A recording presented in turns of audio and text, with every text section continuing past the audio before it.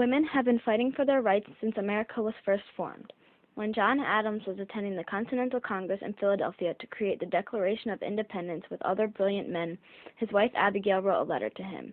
She wrote to him, "Remember the ladies," in hopes that they would be given the same rights the men were. John responded with humor. The Declaration's wording specifies that all men are created equal. 1 month later, at the Seneca Falls Convention, a group of American women came together and issued a formal demand for suffrage. During the 1850s, the National Women's Rights Conventions and Lucy Stone, a prominent suffragette during the time, organized women's suffrage campaigns in several states. Stone became the first person to fight for women's suffrage before a body of lawmakers when she addressed the Massachusetts Constitutional Convention in the year 1853. This strong campaign for women's suffrage began long before the Civil War, but lost a lot of momentum while the war was going on. After the Civil War ended, the 13th, 14th, and 15th Amendments were added to the Constitution by President Abraham Lincoln. The 13th Amendment abolished slavery in the United States. The 14th Amendment guaranteed equal protection to all African Americans. The 15th Amendment gave black males the right to vote. The suffragettes refused to support the 15th Amendment because they were still not allowed to vote.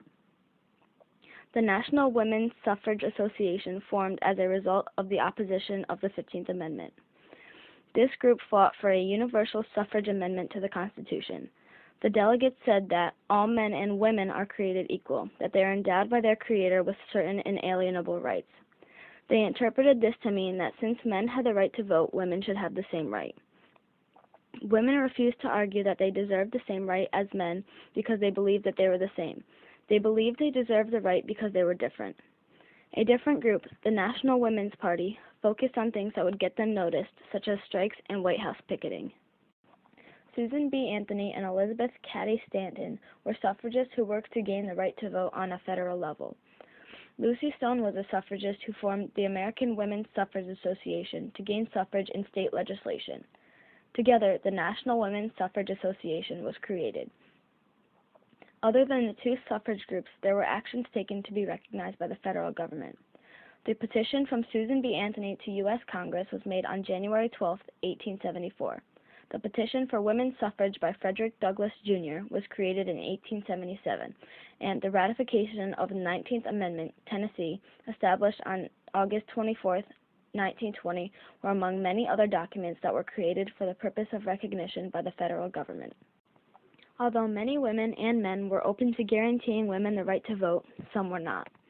Organizations such as the National Organization Against Women's Suffrage, run by Helen Kendrick Johnson, thought that women were meant to stay at home and take care of their families and had no business voting for the men who were to run the United States.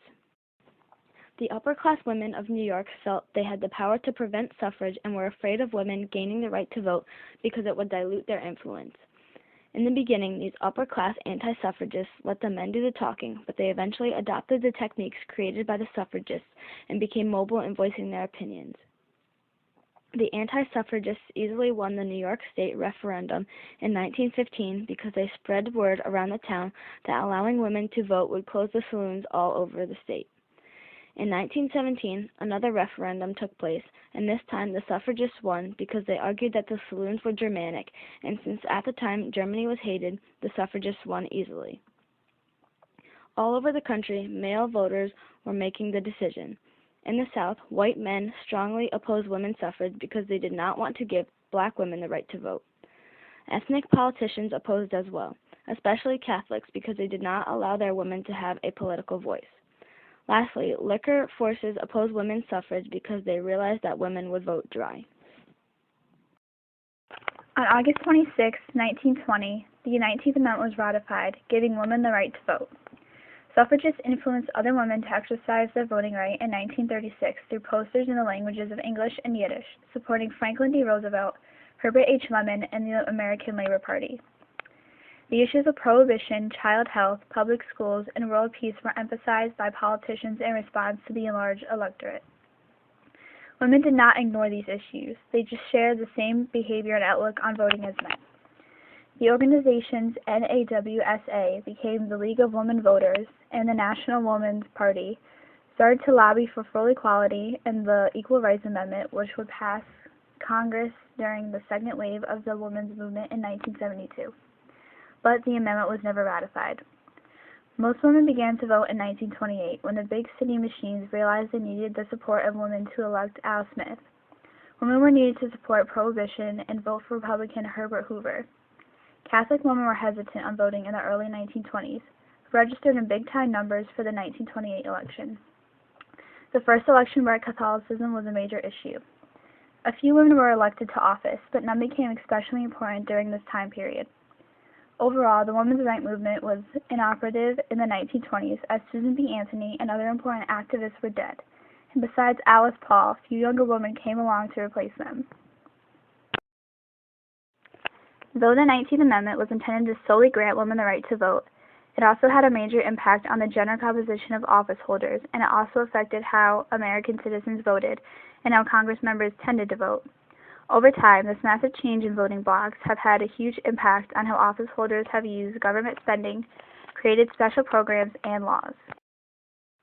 Although women were given the right to vote in the year 1920, women did not fill the polls to cast their ballots in the same numbers as men until about 1980. Since 1980, women have shown up at the polls to vote in the same percentage as men, and more times than not, more women have showed up to vote than men. This huge voting gender gap has greatly impacted presidential elections and has also affected the way that candidates have campaigned, because now they want to do everything in their power to win women's votes. In the 2012 presidential election, candidate Barack Obama won a huge portion of American women's votes. He won 55%, while Mitt Romney only won 44%. This fact shows how strong of an impact women have on modern-day elections. Since women gained the right to vote in 1920, their presence in Congress has gradually increased, and now they are a meaningful part of our government. In 1981, there were 23 female members in Congress. Today, there are 97 female members present in America's Congress. The 113th Congress, serving from 2013 to 2015, includes a record 20 female senators and 77 female representatives. A strong number of very few suffragists hope would be achieved by their hard work. Notable legislation quickly followed the passage of the 19th Amendment, and many legislators feared a women's bloc would break out as a result of women enfranchisement. The Shepherd-Towner Act of 1921, which expanded maternity care during the 1920s, was one of the first laws passed appealing to the female vote.